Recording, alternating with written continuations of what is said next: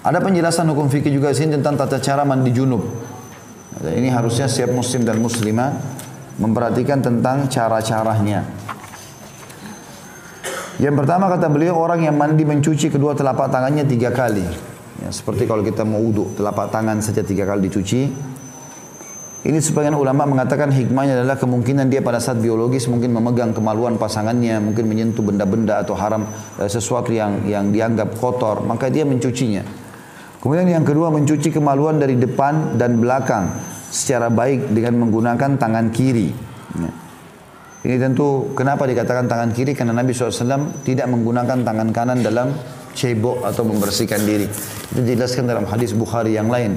Aisyah berkata radhiyallahu anha, Nabi SAW tidak menggunakan tangan kanan kecuali kepada hajat-hajat yang baik, dan tangan kiri beliau gunakan untuk membersihkan kemaluannya.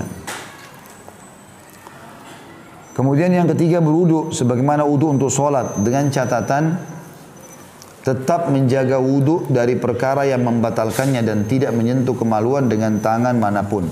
Jadi artinya mencuci telapak tangan, membersihkan kemaluan sampai bersih, kita mau pakai sabun juga lebih bagus ya. Sampai udah bersih benar-benar lalu kita wudu. Kemudian setelah wudu seperti wudu sholat, yang keempat menyela-nyela rambut dengan jari-jari sebanyak 3 kali.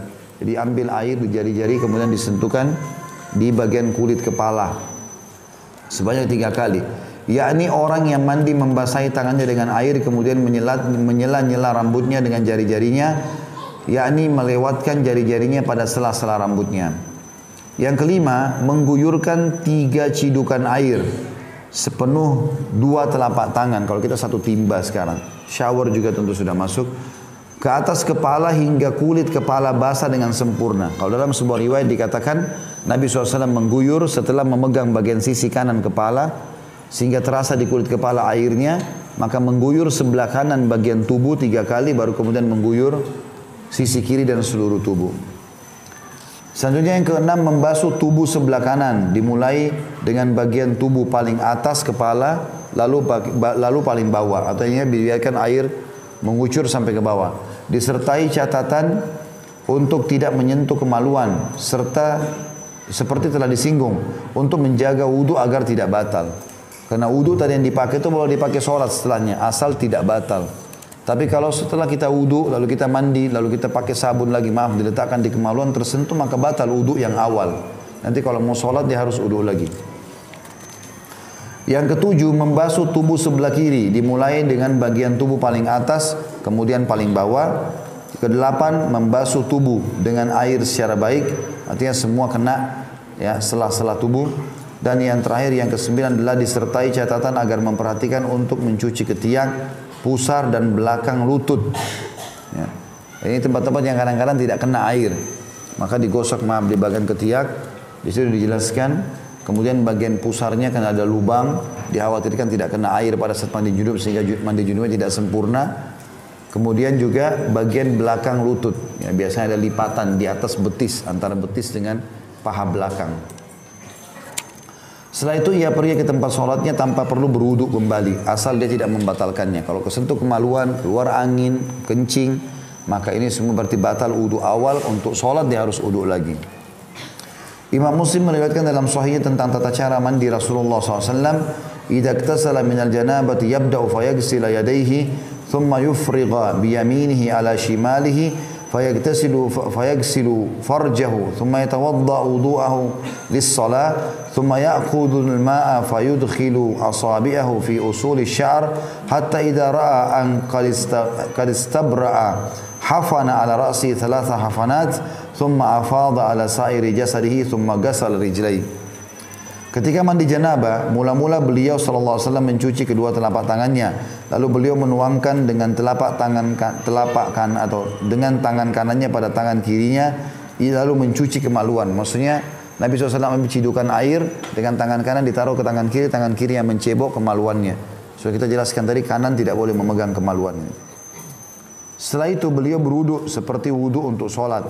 Kemudian mengambil air lalu memasukkan jari-jarinya pada akar-akar rambut hingga ketika merasa bahwa beliau sudah menyempurnakannya, maka beliau menciduk 3 kali cidukan dengan kedua telapak tangan untuk diguyurkan pada kepalanya. lalu mengguyur seluruh tubuhnya, lantas membasuh kedua kakinya. Tidak ada perbedaan antara laki-laki dan wanita mengenai tata cara mandi janabah. Muslim meriwayatkan dari Ummu Sulaim radhiyallahu anha, inni imra'atun ashuddu dhafra ra'si fa'anqudu li ghuslil janabah wa fi riwayatil haidati wal janabah. Qala la, innama yakfiki an tahthiya ala ra'siki thalatha hathayat thumma tufidina alaikil ma fatathurin. Aku adalah seorang wanita yang biasa mengencangkan jalinan rambutku, maksudnya menguncirnya.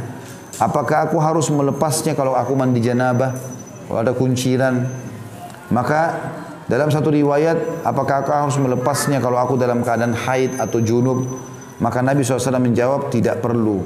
Tapi cukup bagimu mengguyurkan pada kepalamu 3 kali cidukan, lalu kamu guyurkan air pada tubuhmu, maka kamu menjadi suci. Hadis ini riwayat Muslim di jilid 1 halaman 259. Jadi perlu dipahami juga ya, mandi junub ini ringan sekali, bukan mandi yang berat seperti sering dibayangkan. Karena ada juga orang pada saat pasangannya ingin mengulangi biologis, dia nggak mau. Kenapa? Malas mandi. Ini bukan masalah malas mandi, mandi mudah, bukan sulit. Jadi jangan selalu dibayangkan kalau saya tadi mandi, sekarang biologis lagi harus keramas lagi dengan sampo segala macam. Enggak.